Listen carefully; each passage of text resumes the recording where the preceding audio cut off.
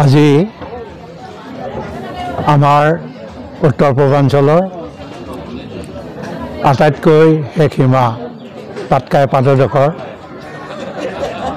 এই অঞ্চলৰ সৰ্বজন শ্ৰদ্ধেয় বিশানং সিংফু বিচাৰ ৰজা তেখেতৰ পবিত্ৰ আদ্য শ্ৰাদ্ধ দিন আৰু এই দিনটোত আমি সৰ্বপ্ৰথমে তেখেতৰ পবিত্ৰ আত্মাৰ সদ্গতি কামনা কৰি ভগৱানৰ ওচৰত প্ৰাৰ্থনা জনাইছোঁ।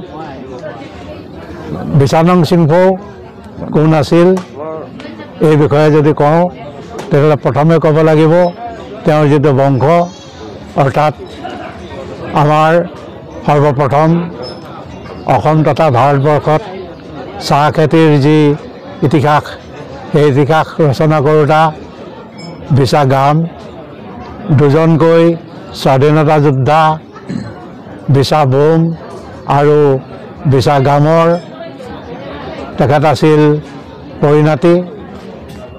আমাৰ এই পূব প্ৰান্তৰ এজন পুৰুধা ব্যক্তি বিশা লাডুৰ তেওঁৰ নাতিয়েক আৰু তেখেতৰ পিতৃ আছিল বিশা জৌখং ৰজা বিশা জৌখং আৰু তাৰ পাছতেই তেওঁ এই বংশানুক্ৰমে চলি অহা যি ৰাজকীয় বাপ বা ৰজা হিচাপে তেওঁ পৰিগণিত হৈছিল আৰু সেই ক্ষেত্ৰত তেওঁক আমি সকলোৱে বিশা ৰজা বিশানং সিংফু বুলি জানো। তেওঁ আছিল সৰ্বপ্ৰথম এই তিৰাপ হস্তান্তৰ এলেকাৰ যিখন তিৰাপ মৌজা এই তিৰাপ মৌজাৰ মৌজাদাৰ আৰু তেওঁ আছিল ভাৰতবৰ্ষৰ এই পূব প্ৰান্তত যি শদিয়া ট্ৰেন্সফাৰ এৰিয়া আছিল বা আমাৰ এই মাৰ্ঘেৰিটা ট্ৰেন্সফাৰ যিটো এৰিয়া এই এৰিয়াৰ তেওঁ আছিল শেষৰজন পলিটিকেল জামাদাৰ আৰু তেওঁ এই পলিটিকেল জামাদাৰ পদৰ পৰা 2013 চনত অৱসৰ গ্ৰহণ কৰিছিল আৰু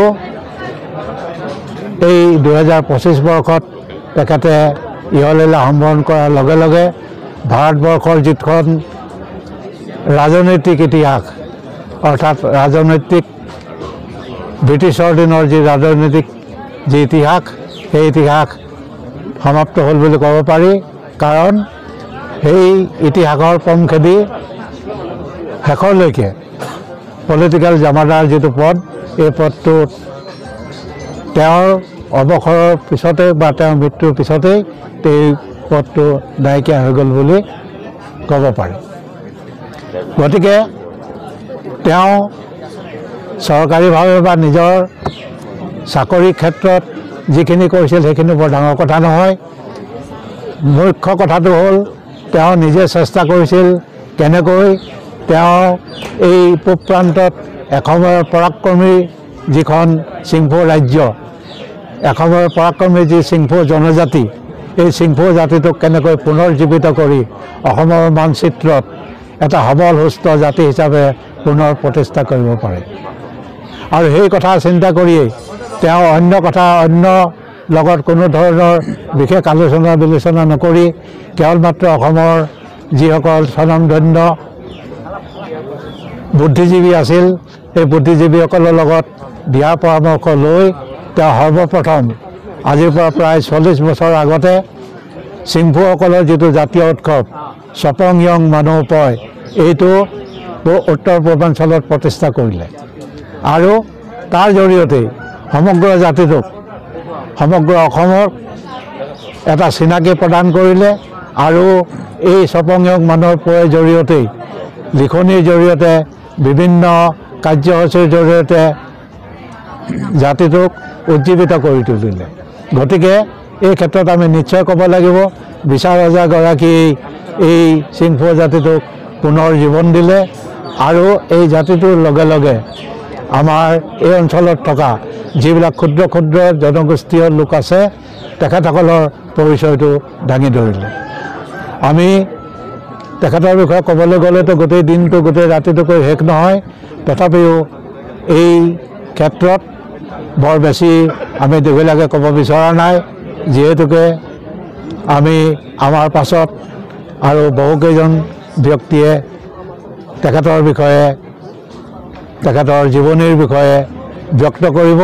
গতিকে তেখেতক হেৰুৱাই আমি এই পূব প্ৰান্তৰ পূব সীমাৰ এই ঠাইখন অন্ধকাৰচ্ছন্ন হৈছে বুলি আমি ধাৰণা কৰিছোঁ। আৰু তেখেতক জীয়াই ৰাখিবৰ কাৰণে সকলোৱে যাতে অহোপুৰুষাৰ্থ কৰে, অৰ্থাৎ তেখেতৰ নাম যাতে চিৰযুগমীয়া হৈ থাকে, তাৰ বাবে ব্যৱস্থা গ্ৰহণ কৰিবৰ কাৰণে ৰাইজৰ লগতে চৰকাৰকো আমি অনুৰোধ জনাইছোঁ। আমাৰ পৰম শ্ৰদ্ধা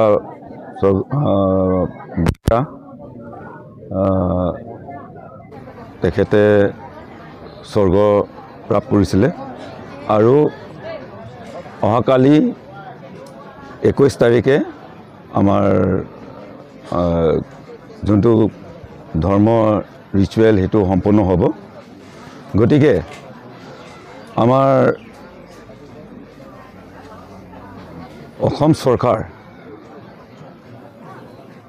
মুখ্যমন্ত্ৰী আৰু স্থানীয় বিধায়কে যোন নেকি আমাৰ দেউতাক অসম ৰাজ্যিক মৰ্যাদা যোনটো শ্ৰদ্ধা প্ৰদান কৰিছে, তাৰ কাৰণে আমি অসম চৰকাৰক বহুত ধন্যবাদ দিছোঁ, মুখ্যমন্ত্ৰীলৈ আৰু স্থানীয় বিধায়ক। আৰু লগতে আমাৰ দেশ অসম আৰু দেশ বিদেশৰ যিমানখিনি আমাৰ পৰিয়াললৈ কণ্ডলেন্স দিছে, সিহঁতলৈ আমি বহুত কৃতজ্ঞতা দিছোঁ। আৰু আমাৰ ইয়াৰ ৰাইজে যিমানখিনি আমাৰ ৰিষ্টা বৰ্গই চবে মানে আমাক ইয়াত সহায় সহযোগ কৰিছে, তেওঁ সকলোকে আমি বহুত ধন্যবাদ দিছোঁ।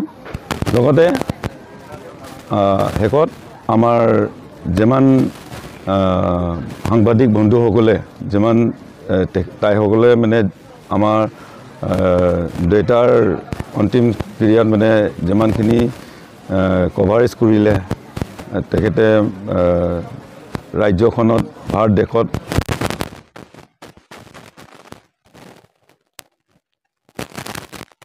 কৰিলে, তাৰ কাৰণে মানে আমাৰ সাংবাদিক বন্ধুসকলক মই বহুত কৃতজ্ঞতা আৰু ধন্যবাদ দিছোঁ।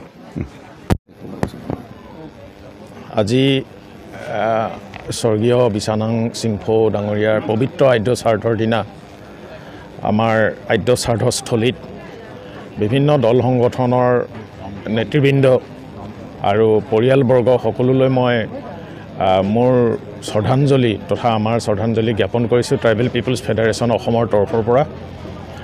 আৰু আমি আশা কৰিছোঁ আজি ইয়াত সমবেত হোৱা দল সংগঠনৰ নেতৃবৃন্দই যিকেইটা প্ৰস্তাৱ গ্ৰহণ কৰিছে, তাৰ ভিতৰত এটা অন্যতম প্ৰস্তাৱ হৈছে যে বিছানাং চিংফৌ ডাঙৰীয়াক অসম চৰকাৰৰ সৰ্বোচ্চ সন্মান প্ৰদান কৰিব লাগে। ইতিমধ্যে তেখেতক ৰাজ্যিক মৰ্যাদাৰে তেখেতক মানে বিভূষিত কৰিছে। আৰু আমাৰ দাবী যে অসম চৰকাৰে যি সৰ্বোচ্চ সন্মান, যেনেকৈ বিভিন্ন ধৰণৰ চৰকাৰৰ হেৰি আছে, তেখেতসকলে এইটো কৰিলে আমি ভাবোঁ অসমৰ যিগৰাকী চাহ শিল্পৰ প্ৰতিষ্ঠাতা বুলি আমি ক'ব বিচাৰোঁ, সেই চাহ শিল্প প্ৰতিষ্ঠাতা কৰা ব্যক্তিগৰাকীৰ পৰিয়ালৰ অন্যতম এগৰাকী ৰজা, তেখেতক এই সন্মান প্ৰদান কৰিলে আমি ভাবোঁ যে এইটো আমাৰ অসমৰ বাবে গৌৰৱৰ কথা। কাৰণ চাহ শিল্পই জানে অসমৰ অৰ্থনীতি সম্পূৰ্ণ সলনি কৰি পেলাইছিলে, লগে লগে অসমৰ জনগাঁথনিও সলনি কৰি পেলাইছিলে।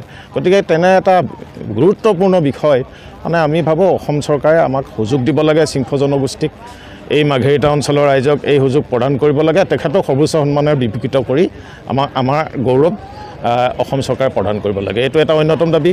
দ্বিতীয় দাবীটো হ'ল মাঘেৰিটা অঞ্চলত তেখেতৰ এটা ব্ৰঞ্জৰ প্ৰতিমূৰ্তি, দল সংগঠনৰ দাবী, পৰিয়ালবৰ্গৰো অনুৰোধ, এটা ব্ৰঞ্জৰ প্ৰতিমূৰ্তি স্থাপন কৰিব লাগে, যাতে ভৱিষ্যত প্ৰজন্মই তেখেতৰ সেই প্ৰতিমূৰ্তিটো প্ৰত্যক্ষ কৰি বিছানাং চিংফৌৰ যিটো গৌৰৱজল জয়যাত্ৰা, এই কথাটো তেওঁলোকে অনুভৱ কৰিব পাৰে। এইখিনি আমাৰ তৰফৰ পৰা অনুৰোধ থাকিল। ধন্যবাদ।